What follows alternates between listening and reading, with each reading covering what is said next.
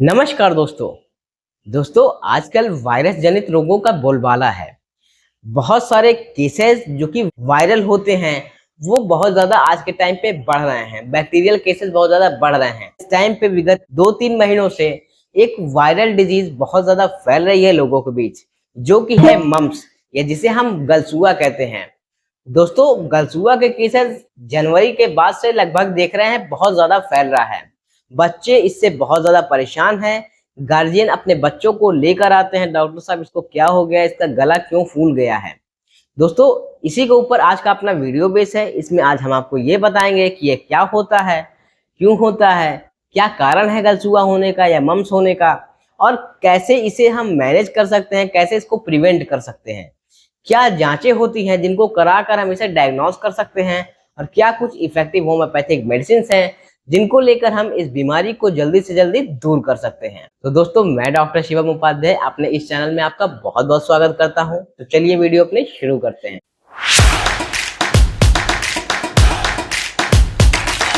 दोस्तों, मम्प्स या गलसुआ एक वायरस जनित बीमारी है जो कि मम्प्स वायरस के कारण होती है। ये वायरस पैरामाइक्सोवेरिडी फैमिली से बिलोंग करता है, जो कि एक आरएनए वायरस है। फ्रेंड्स, बात करें एक्चुअल में होता क्या है, तो ये कुछ और नहीं है, हमारे लार ग्रंथियों का इन्फ्लेमेशन है। जब कभी भी हमारे लार ग्रंथि में हमें इन्फ्लेमेशन देखने को मिलता है, सलाइवरी ग्लैंड में हमें इन्फ्लेमेशन देखने को मिलता है, तो इसी को ही हम मम्प्स कहते हैं या गलसुआ कहते हैं या पैरोटाइटिस कहते हैं। फ्रेंड्स, पैरोटाइटिस कहने के हमारा एक और सेंस है, हम सभी सलाइवरी ग्लैंड को पैरोटाइटिस नहीं कह सकते।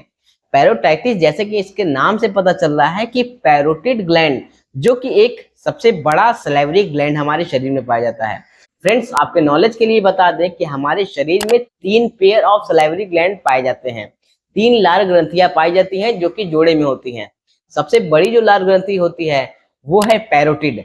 दूसरी जो सबसे बड़ी लार ग्रंथि होती है वो है सबमैंडिबुलर, और जो तीसरी लार ग्रंथि है वो है सबलिंगुअल। फ्रेंड्स, यही 3 पेयर लार ग्रंथि पाई जाती है। जब इसी के जो सबसे बड़े पार्ट है जिसे हम पैरोटिड कहते हैं, जब इसी में हमें इन्फ्लामेशन होता है कोई, तो इसी को ही हम पैरोटाइटिस कहते हैं या मम्प्स कहते हैं या जिसे हम गलसुआ भी कहते हैं। तो दोस्तों, ये कुछ और नहीं, बस यही था। इसमें जब हमें गलसुआ होता है तो हमें इन्फ्लामेशन देखने को मिलता है, और हमारा जो गले के आसपास का एरिया होता है वो सूज जाता है। हमें वहां पे दर्द महसूस होता है, छूने पे गर्म महसूस होता है। फ्रेंड्स, ये तो रहा इसका ब्रीफ इंट्रोडक्शन। अब बात कर लेते हैं इससे कौन लोग ज्यादा प्रभावित हमें देखने को मिलते हैं, किस एज ग्रुप के लोग हमें ज्यादा प्रभावित देखने को मिलते हैं। तो दोस्तों, इससे जो छोटे बच्चे होते हैं, खास करके 2 साल से लेके 12 साल तक के जो छोटे बच्चे होते हैं, उनमें ये प्रॉब्लम बहुत ज्यादा हमें देखने को मिलती है।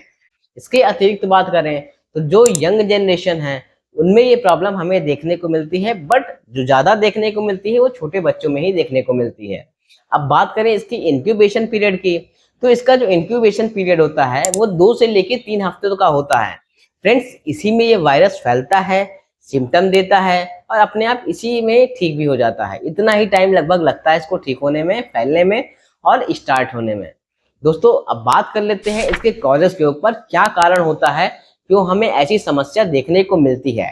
तो फ्रेंड्स, मैं आपको एक चीज पहले बता दूं, ये जो मम्प्स की प्रॉब्लम है, ये मम्प्स की जो बीमारी है, गलसुआ की बीमारी है, ये एक कॉन्टेजिनस वायरल डिजीज है, यानी कि छूने से फैलता है, छुआछूत की बीमारी है। जब कभी भी कोई इंसान खांसता है, छींकता है या बात करता है, तो उसके मुंह से निकलने वाले जो ड्रॉपलेट्स होते हैं वो बिखर जाते हैं एनवायरनमेंट में।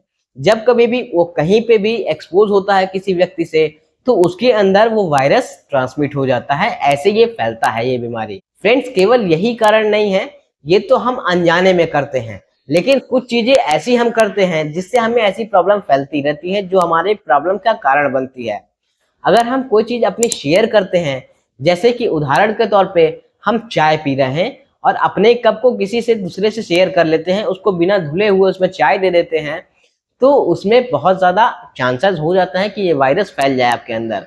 दोस्तों, आप मार्केट में देखते होंगे, आप जब चाय पीने जाते हैं तो वहाँ पे वही जो ग्लास होता है उसी को खंगाल के ऐसे धुलते नहीं अच्छे से, उसको दे देते हैं। तो उसमें अगर जरा सा भी अगर कोई वायरस है, मैं मम्प्स की ही बात नहीं कर रहा हूँ, कोई भी वायरस है, तो वो बहुत तेजी से अगले इंसान को प्रभावित कर सकता है। तो अगर इस तरीके की भी हम अगर कोई बात करते हैं, अपनी चीजें शेयर करते हैं, जूठा किसी का हम खा रहे हैं, तो उसमें भी जो हमारा अफेक्टेड सलाइवा है वो जा सकता है और अगले बंदे को प्रभावित कर सकता है। फ्रेंड्स, इसके अतिरिक्त बात करें तो अगर हम किसी को किस करते हैं तो हम उसको प्रभावित कर सकते हैं। दोस्तों, यही सब कारण है जिसकी वजह से ये वायरस बहुत तेजी से फैलता है। और बच्चे होते हैं बदमाश, एक दूसरे से कांटेक्ट में रहते हैं, बहुत नजदीकियां बना के रखते हैं। अपने छोटे जो बच्चे होते हैं, आपने देखे होंगे, उनसे बहुत नजदीक रहते हैं। तो इस वजह से बच्चों में ये प्रॉब्लम बहुत ज्यादा फैलने के चांसेस बढ़ जाते हैं। फ्रेंड्स, अब बात करें इसके लक्षणों के ऊपर, क्या लक्षण हमें मरीज के अंदर देखने को मिलेगा। फ्रेंड्स, जब कभी भी हम अपने पेशेंट को ऑब्जर्व करते हैं तो उसमें हम देखते हैं कि उसकी पैरोटिड एरिया में उसको स्वेलिंग होता है, दर्द महसूस होता है। वहां पे जब हम छूते हैं तो हमें गर्म महसूस होता है, उसको फीवर होता है, हेडेक होता है, मसल्स में उसको दर्द होता है, मसल्स टायर्डनेस महसूस होता है, फैटिगनेस उसे महसूस होता है, बहुत ज़्यादा वीकनेस महसूस होता है, कमजोरी महसूस होती है, खाने में उसे दिक्कत होगा, कुछ चीज़ वो खा नहीं पाएगा, और जब वो खा नहीं पाएगा कोई चीज़ तो उसकी भूख कम होती जाएगी धीरे धीरे। तो ये सब जो लक्षण हैं वो हमें देखने को मिलते हैं मम्स के केसेस में। फ्रेंड्स, अब बात करें इसे हम कैसे डायग्नोज कर सकते हैं, क्या टेस्ट रिक्वायर्ड होते हैं। तो दोस्तों, डॉक्टर से कंसल्ट करके आप RT-PCR जांच करा सकते हैं, वायरल कल्चर करा सकते हैं, IgM एंटीबॉडी करवा सकते हैं। ये जो टेस्ट हैं इससे आप जान सकते हैं कि आपको ऐसी प्रॉब्लम हो सकती है, आपको मम्स की समस्या हो सकती है। फ्रेंड्स, अब बात कर लेते हैं इसके कॉम्प्लिकेशंस के ऊपर। क्या कॉम्प्लिकेशंस हमें हो सकता है अगर हम प्रॉपर अपना ट्रीटमेंट नहीं लेते हैं, या ट्रीटमेंट चलता रहता है, बहुत लंबे टाइम तक खिंचता है, तो हमें इसमें क्या कॉम्प्लिकेशंस देखने को मिल सकते हैं। तो दोस्तों, जैसा कि मैंने कुछ देर पहले आपको बताया, ये पैरोटिड ग्लैंड का इन्फ्लामेशन है। फ्रेंड्स, जब इन्फ्लामेशन ये आपको फैलता है तो इसके साथ साथ कई इन्फ्लामेशन आपको और दे सकता है, जैसे कि डिफनेस आपको हो सकता है, चाहे ये टेम्परेरी हो या परमानेंट डिफनेस हो, ये दोनों आपको दे सकता है।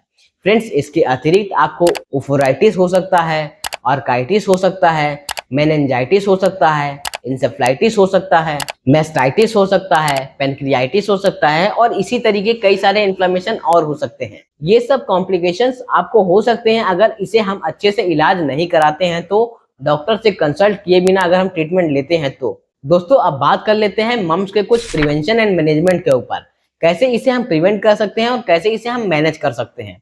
तो दोस्तों, जब कभी भी आपको गलसूगा की समस्या हो, मम्स की समस्या हो या पैरोटाइटिस की समस्या हो, तो आपको पानी ज्यादा पीना है, अच्छे अमाउंट में पानी पीना है, थोड़ा थोड़ा करके। आपको बहुत ज्यादा कुछ हार्ड चीजें नहीं खानी है, जो सॉफ्ट चीजें होती हैं, जो आप आसानी से चबा सकें, जिसे आप अच्छे से निगल सकें, वही चीजें आपको खानी चाहिए। आपको गर्म पानी पीना चाहिए, आपको गरारा करना चाहिए, आपको ज्यादा खट्टी चीजें नहीं खानी चाहिए, खट्टे फल या खट्टी सब्जियां जो होती हैं उससे आपको अवॉइड करना चाहिए, आपको ठंडी चीजें अवॉइड करनी चाहिए। फ्रेंड्स, इसके अतिरिक्त बात करें तो हमें बाहर की चीजें अवॉइड करनी चाहिए, ज्यादा तेल मसाला वाली चीजें नहीं खानी चाहिए, हमें बहुत ज्यादा आराम करना चाहिए, बाहर हमें नहीं घूमना चाहिए, हमें वैक्सीनेशन का प्रयोग करना चाहिए। दोस्तों, अब फाइनली बात कर लेते हैं इसके कुछ होम्योपैथिक मेजर्स के ऊपर। क्या होम्योपैथिक की दवाइयां होती हैं जिसको लेकर हम इस प्रॉब्लम को जड़ से दूर कर सकते हैं। तो दोस्तों, कुछ दवाइयां मैं अपने पेशेंट को रेगुलरली प्रिस्क्राइब करता हूं मम्स के केसेस में, जिससे मुझे बहुत ही अच्छा रिजल्ट देखने को मिलता है मम्स वाले पेशेंट के अंदर। तो दोस्तों, मैं वो आपको बताने जा रहा हूँ। दोस्तों, इसमें जो अपनी पहली मेडिसिन है वो है पैरोटिडिनम 200। फ्रेंड्स, ये जो मेडिसिन है पैरोटिडिनम 200, वो आप बचाव के लिए भी ले सकते हैं। अगर आपको समस्या हो चुकी है तो भी आप इसे ले सकते हैं। अगर आप बचाव के लिए लेना चाह रहे हैं तो इसको 200 पावर में आप केवल 2 से 4 बूंद डायरेक्ट जुबान पे लीजिए। इसे 3 दिन लीजिए केवल सुबह सुबह, और आप भूल जाइए, आपको प्रॉब्लम नहीं होगी। महीने भर तक लगभग आपको ये बचाव देता रहेगा। फ्रेंड्स, बात करें अगर आपको प्रॉब्लम हो चुकी है, गलसूआ आपको हो चुका है, तो इसमें अगर आप यूज करना है पैरोटिडिनम को तो आप इसे 200 पोटेंसी में ही लेंगे, लेकिन इसको सुबह शाम आप लेंगे। फ्रेंड्स, सुबह शाम इसको लेंगे 2 से 4 बूंद डायरेक्ट जुबान पे, तो इससे आपको अच्छा आराम देखने को मिलेगा। फ्रेंड्स, अपने अगले मेडिसिन की बात करें तो अपनी जो अगली दवा है वो है arsenic album 30 potency. Friends, arsenic album viral diseases के लिए बहुत अच्छी मेडिसिन मानी जाती है और इसलिए मैं इसको प्रिस्क्राइब करता हूँ अपने पेशेंट के अंदर। दोस्तों इसे भी हमें 2 से 4 बूंद डायरेक्ट जुबान पे लेना है हर 2-2 घंटे पे। दोस्तों अगर आपकी प्रॉब्लम कम हो जाती है तो इसे आप सुबह, दोपहर, शाम या ऐसे ही समय के हिसाब से आप इसे कम ज्यादा कर सकते हैं। अगर लेकिन आपकी प्रॉब्लम शुरू हुई है अभी तो इसे आप सीवियरली रिपीट करें, जल्दी जल्दी रिपीट करें तो अच्छा आराम आपको देखने को मिलेगा। फ्रेंड्स अपनी अगली दवा की बात करें तो जो अपनी अगली दवा है वो है बेलाडोना 30। फ्रेंड्स बेलाडोना को 30 में हमें लेना है। इसकी भी हमें 2 से 4 बूंद डायरेक्ट जुबान पे हर 2-2 घंटे पे रिपीट करना है जब अगर प्रॉब्लम ज्यादा हो तो। अदरवाइज इसे सुबह, दोपहर, शाम आप ले सकते हैं। दोस्तों अपनी अगली मेडिसिन की बात करें तो अपनी अगली मेडिसिन एक मदर टिंचर कॉम्बिनेशन है जिसको आप गलारा करने के लिए उपयोग करेंगे। इसमें आपको 2 मदर टिंचर मार्केट से लाना होगा। एक तो है इचिनेशिया और दूसरा है अजारडिरेक्टा इंडिका। फ्रेंड्स दोनों ही मदर टिंचर आप बराबर बराबर मात्रा में मिला लें और इसको किसी खाली शीशी में आप रख लें। फ्रेंड्स इससे आप गरारा करें। इसको आप लगभग 1 से 2 घूंट पानी में आप 15 से 20 बूंद डाल दें और अच्छे से शेक कर लें इसको, और इससे आप गर्म पानी डाल के गरारा करें। बहुत ही अच्छा, इससे आपको आराम देखने को मिलेगा। फ्रेंड्स नेक्स्ट मेडिसिन की बात करें, जो अपनी अगली दवा है वो भी एक मदर टिंचर कॉम्बिनेशन है। इसमें भी आपको 2 मदर टिंचर मार्केट से लाना होगा और एक खाली शीशी लेकर आनी होगी। फ्रेंड्स ये मदर टिंचर कॉम्बिनेशन है इचिनेशिया का और ऑस्मियम सैंड का।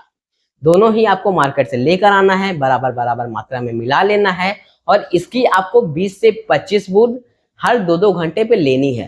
फ्रेंड्स ये भी आपके वायरल लोड को कम करने के लिए बहुत अच्छी मेडिसिन है, तो आपको ये भी लेना है हर 2-2 घंटे पे पानी में डालकर। फ्रेंड्स ये जो मेडिसिन मैंने बताया आर्सेनिक, बेलाडोना, इचिनेशिया और ऑस्मियम सैंड का कॉम्बिनेशन, ये बहुत ही अच्छा काम करता है और आपके प्रॉब्लम को जल्दी से जल्दी दूर करता है। और जो मैंने बताया आपको गरारा करने के लिए इचिनेशिया और अजारडिरेक्टा इंडिका का, ये हमें एक्सटर्नल रूप से आराम दिलाता है। फ्रेंड्स गरारा आपको ठंडे पानी में नहीं करना है, गर्म पानी में ही करना है, ये आपको खास ख्याल रखना है। दोस्तों इसके साथ साथ मैंने आपको पैरोटिडिनम बताया, ये भी आप सुबह शाम लीजिए, आपको बहुत ही अच्छा आराम देखने को मिलेगा। और ये सारी दवाइयां आप लगभग 15 दिन तक कंटिन्यू करें अगर आपको प्रॉब्लम ज्यादा है तो। दोस्तों आशा करता हूं आपको ये वीडियो अच्छा और हेल्पफुल लगा होगा। अगर वीडियो अच्छा लगा तो प्लीज वीडियो को लाइक करें और चैनल अभी तक आपने सब्सक्राइब नहीं किया है तो सब्सक्राइब करके बेल आइकॉन जरूर दबा लें। इससे आपको आगे आने वाले वीडियोस की नोटिफिकेशंस मिलती रहेंगी। क्योंकि मैं ऐसे ही नॉलेजेबल वीडियोस लेकर आपके लिए आता रहता हूं, तो कोई अपडेट मिस ना हो, इसलिए जरूर सब्सक्राइब करके बेल आइकॉन दबा लें। दोस्तों समय हो गया है विदा लेने का, फिर मिलेंगे आपसे किसी अगले वीडियो में, तब तक के लिए नमस्कार।